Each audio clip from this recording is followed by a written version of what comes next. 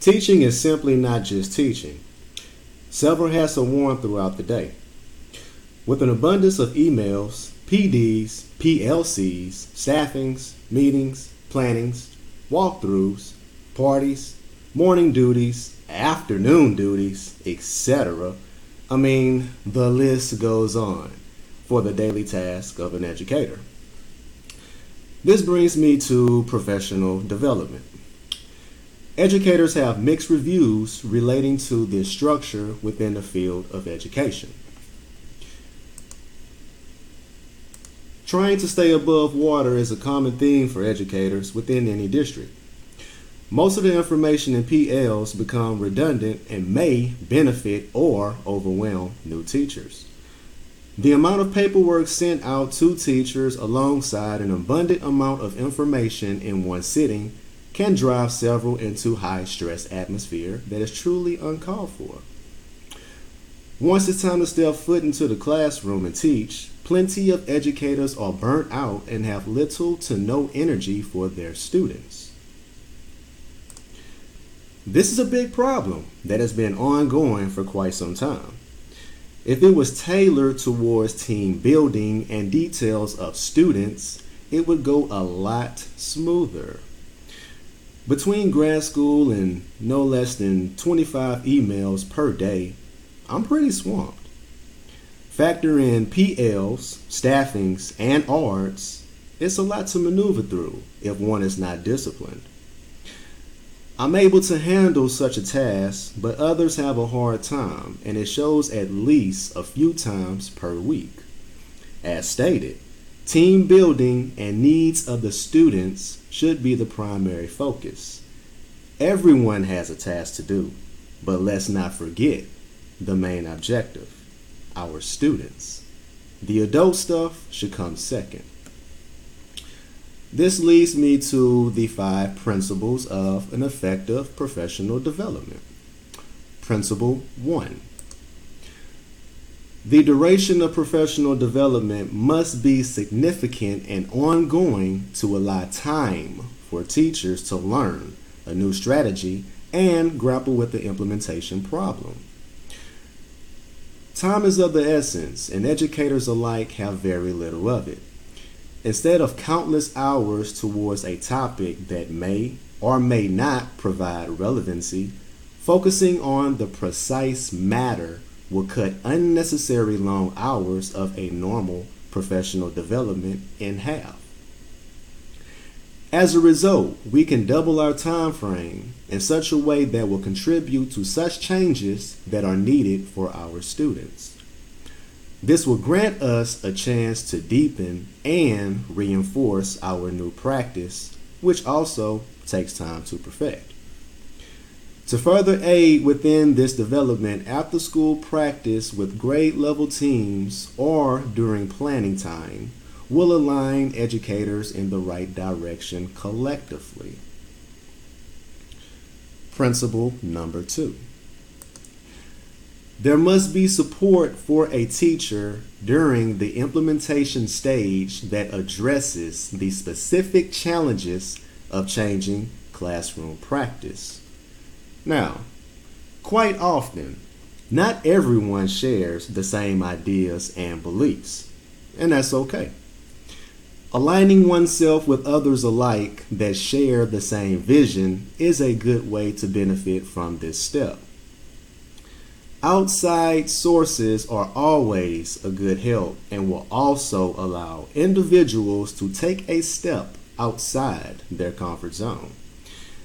This can stem from collaboration with others outside their school campus or even school district with others in a totally different district. Furthermore, a stronger network will be created with others who share similar concepts. Conversing with outside sources by reaching out for help is not a sign of weakness because, let's all face it, we, with self included, will always need and should ask for guidance from others. Principle number 3. Teachers' initial exposure to a concept should not be passive, but rather should engage teachers through varied approaches so they can participate actively in making sense of a new practice. Educators in this era seek active learning within their classroom, and personal development should tailor to this format as well. Trainings that do not provide this outlet will serve as a hindrance for this necessary step to take place. Providing active trainings will keep everyone involved, establish a fun atmosphere, and generally provide a place where thoughts and actions will be better generated. Such activities include role playing or modeling, discussions, and observations. We want to stray away from the sit down era and fully embrace an active role that is being taught to our young learners. Principle number 4. Modeling has been found to be highly effective in helping teachers understand a new practice. Establishing a role-playing environment with colleagues is a lively method of learning various and new ways of instruction. Some campuses have coaches that can provide this opportunity, but if this method is not provided at one's campus, simply collaborating with team members would suffice. At one point in time, educators were once often and used to be children. Now, role-playing is a method that will not be forgotten, and it's something that all educators, all adults alike, could pull from. So, basically, let the adult stuff go for a while and have fun with one another. This sort of creative yet fun approach will instill confidence and create bonds with everyone involved. There's no need to be shy. It's all fun while being productive at the same time. Incorporation of videos are also a sure way to gain more understanding into this concept. Principle number 5. The content presented to teachers shouldn't be generic, but instead specific to the discipline or grade level. Gaining your audience trust and connectivity through training is the task at hand. The targeted content should align with classrooms and grade levels involved. Find something that everyone can gravitate towards. This could be a joke to break the ice, or more of a personalized connection that is heartfelt and meaningful. Whichever method chosen, it should definitely apply to everyone and not just to the presenter. Now you're thinking, you may ask, what's the backstory to my idea? Well, it's simple. I could identify with being a high flyer teacher.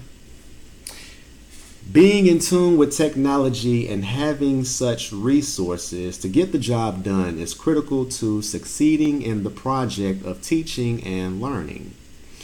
Being able to go above and beyond the call of duty is a trait worth embracing. Taking the initiative to produce results rather than stand by and waiting on others to relay information that could be redundant is not a character trait of a high flyer. Generating new ideas and implementing those ideas is one of several traits I bring to the forefront.